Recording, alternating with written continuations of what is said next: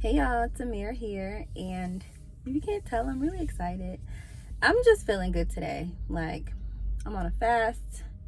I'm just being more present with myself. I'm just being more intentional with my day, and that really has set the tone for my energy. Like, my vibration is just operating at a higher frequency today. But today I wanted to just briefly talk about ancestors, and I wanted to talk about how we can start to like integrate our ancestors into our day-to-day 3D lives, right? And so our ancestors are those who have like transitioned on, they have ascended, beyond the 3D reality.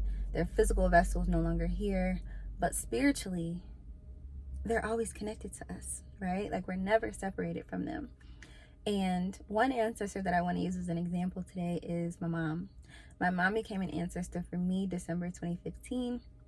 And since then, it's been a whirlwind of like ebbs and flows of life, right? Just trying to figure out like, who am I? What do I want?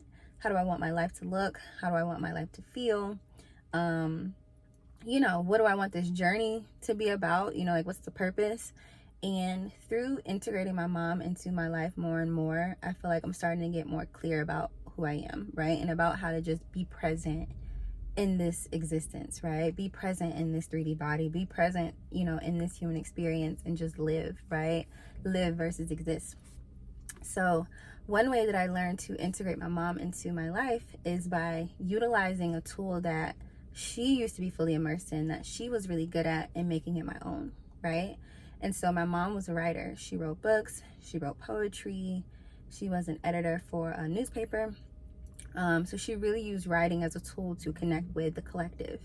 And I find that when I write her letters, or I just kind of write her notes telling her about my day, how my life's going, like how I'm feeling, those sorts of things, I will get messages through other people. I'll see signs or symbols. I'll have dreams about her where she'll come to me and we'll have a conversation.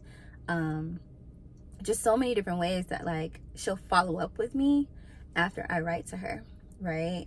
And so I've made it a point to now get more specific in my writing.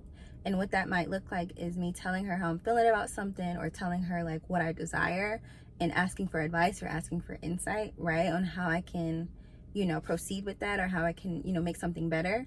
And I will get the insight, through one of these other resources, right? Whether it's a dream or it's having a conversation with a person and having an aha moment. And I just realized, wow, like I'm utilizing this connection for my greater good, right?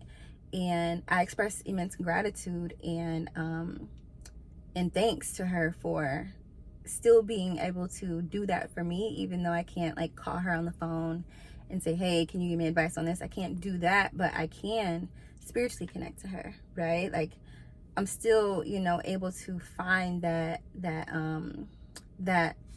love, that connection, just by utilizing that simple tool of writing, right? By being intentional.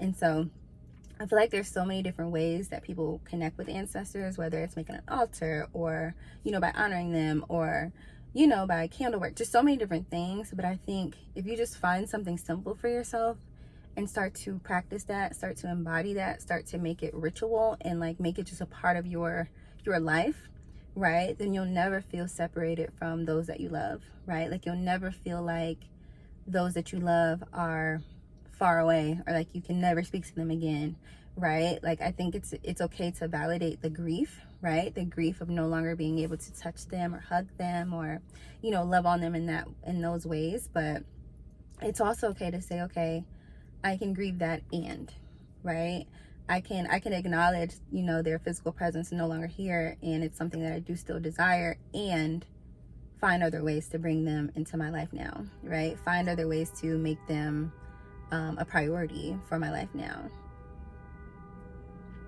Like that sound in here. Well, with that, I'm going to end off, and I want you to drop in the comments ways that maybe you connect with your loved ones, your ancestors, and if there's anything you desire to have more of when it comes to that, relationship with your ancestors, and we'll go from there.